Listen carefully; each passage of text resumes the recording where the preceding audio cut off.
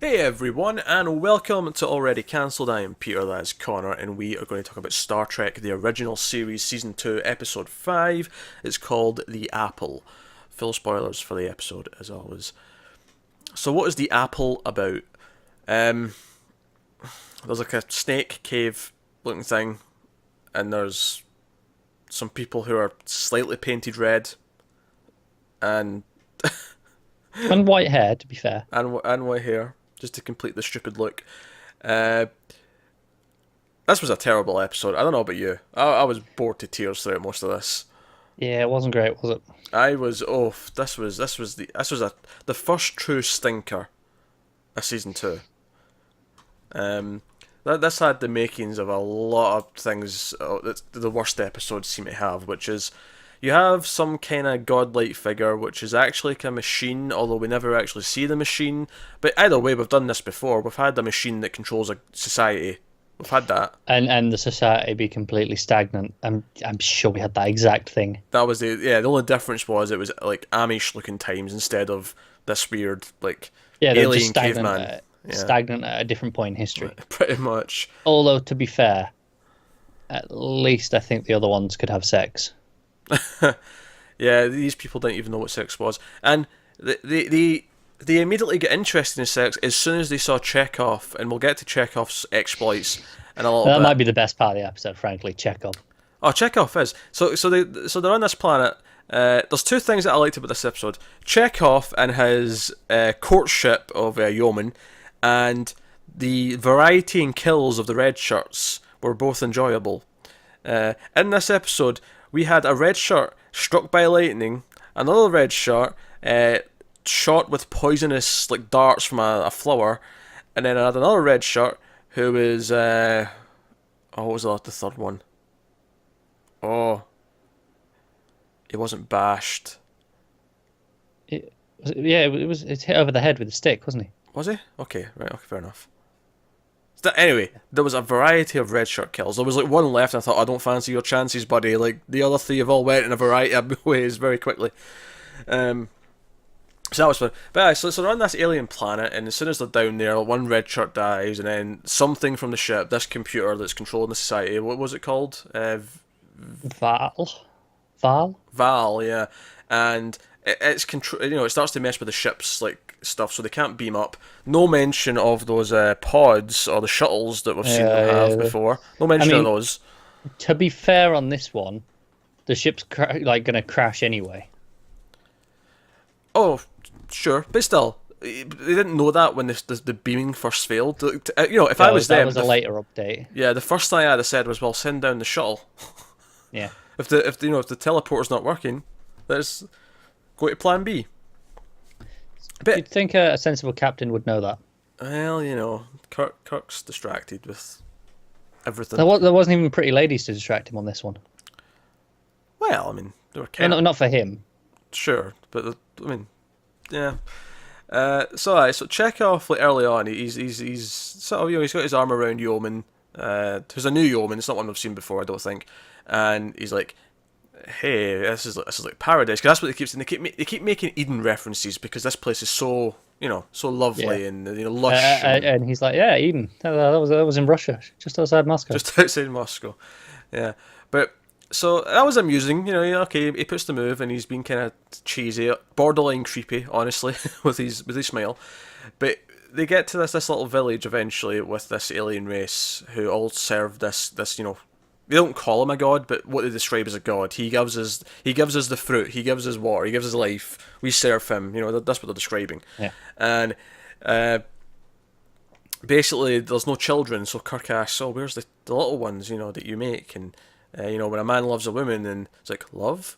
What is love?" And it cuts to Yeoman, and just as she starts to explain it, Chekhov just sort of like, I'm going to reenact it for you, right? So Yeoman's here, right? And Chekhov just kind of slides in like this. It just puts his arm around her, and it cracked me up. It was the best moment of the episode, no No, question. it definitely was. No question. Chekhov was fantastic. Big creepy smile on his face. It's the way he glides into the shot. He's so proud of himself, isn't he? Yeah, it's like this is love. Yes, But yeah, so like some of the aliens see them like kissing at one point later on, and they immediately like, oh, what's that? We should give that a try. Do I kiss? Oh, let's kiss. And then they kiss. It's like that's all it took. One glimpse They're like, of yeah, it, that was pretty good. and they give it a go.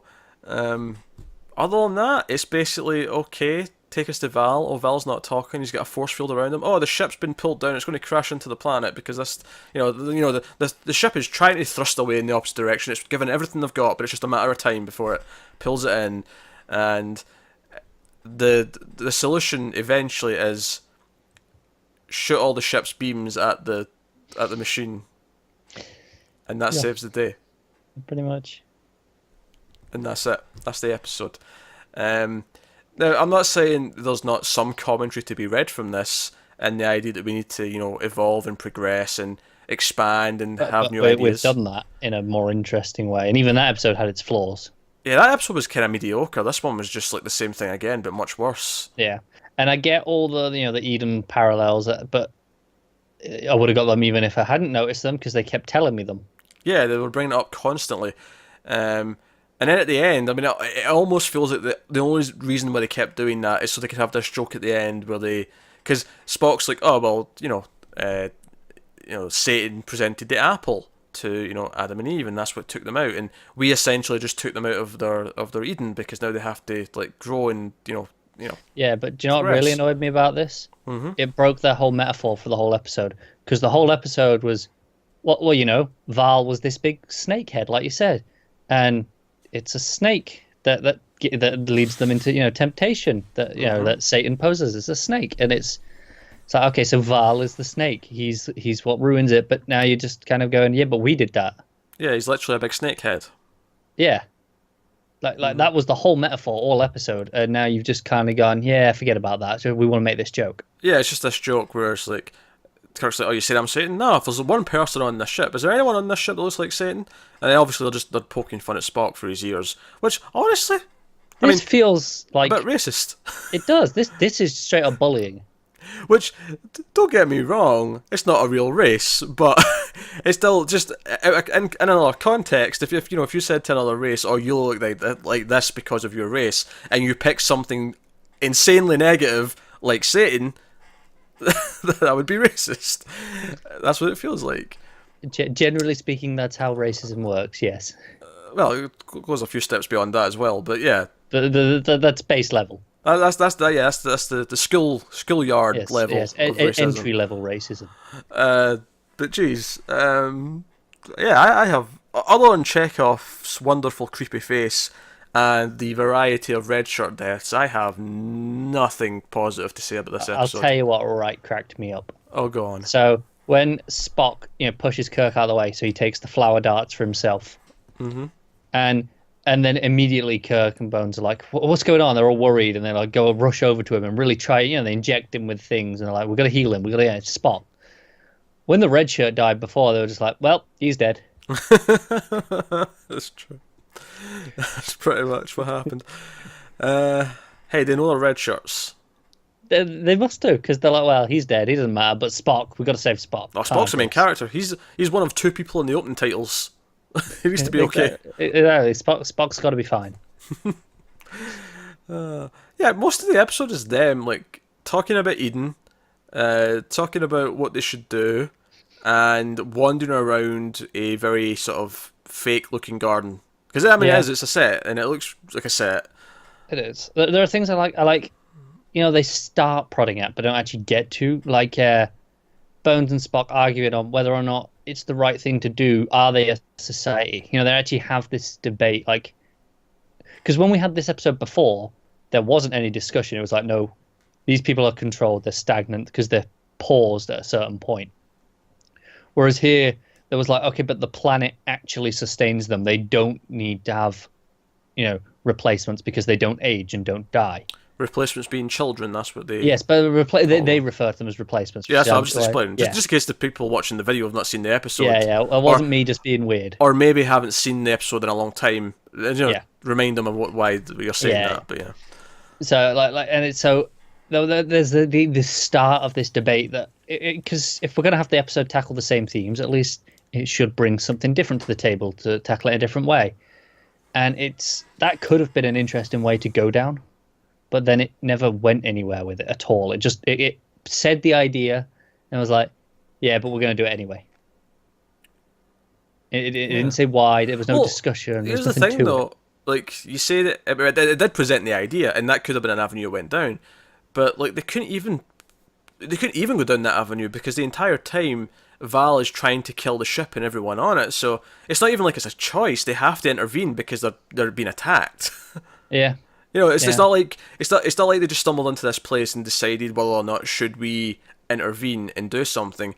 But if they weren't being attacked and they weren't in harm's way, but this was an act of force that was against them and trying to kill them, negating any debate that could have happened. Because first things first, no one's going to blame them for you're threatening innocent lives on our ship. We have to take action here. So it's just really disappointing that they thought enough of how they could differentiate because it's in the episode, but then didn't utilize it at all and just left it to be a rehash, but somehow more boring. It was more boring. It was a very boring episode. And that was an episode where we complained because they spent the second half of the episode sat in a room doing nothing and repeating the same conversation. Yes. And do you know what? I thought it was weird though that we never even see what this machine is. Because I really thought, like, through the episode, we're going to go inside the snake. We're going to get the force field down. And we're going to go in the mouth. But they never do. Yeah. No, they don't. So it's just a snake, this giant snake head that again looks kind of cheap and sort of tacky. And don't get me wrong, I'm not going to criticize that too much. I have no problem with that because if I start picking that apart there, then I have to pick apart some legitimately good episodes for the same sort of reasons. Like, but what I'm saying is that at the end of the other episode that had this premise, right, is that we got to a computer. We actually got. And we had a confrontation with the machine, like an actual conversation. Whereas here it just feels like, oh no, it's just the thing at the front that we've been looking at the whole episode. We're going to just look at that being shot at. Like, I couldn't believe how simple the solution was. Shoot it. Right. Because in that last one, that like, we didn't like the episode very much because it had that really weird, middle section where it just went on for far too long. Yeah. But the ending was fine. Like I said, it got to the computer. It had an intellectual debate and tried to make it see it's wrong, and had like a logistical error. Whereas here it's like, forget all that, just shoot it, save time. I couldn't be bothered going through that again, and frankly, I couldn't be bothered going through this episode again.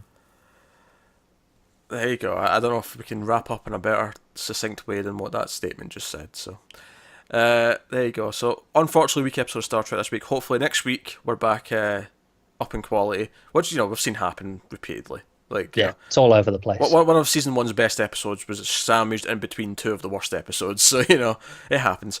But here we go. So that is Star Trek episode 5 of season 2. It's the Apple. This is a sort of one where we're doing the whole thing because but in the future, if I'm going to rewatch the show, I probably will skip some episodes because they are kind of standalone. You don't need to watch them all for this particular show.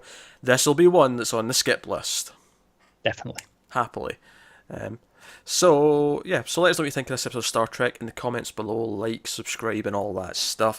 Get us on Twitter, mild_fuzz for channel updates if you want to follow us on there.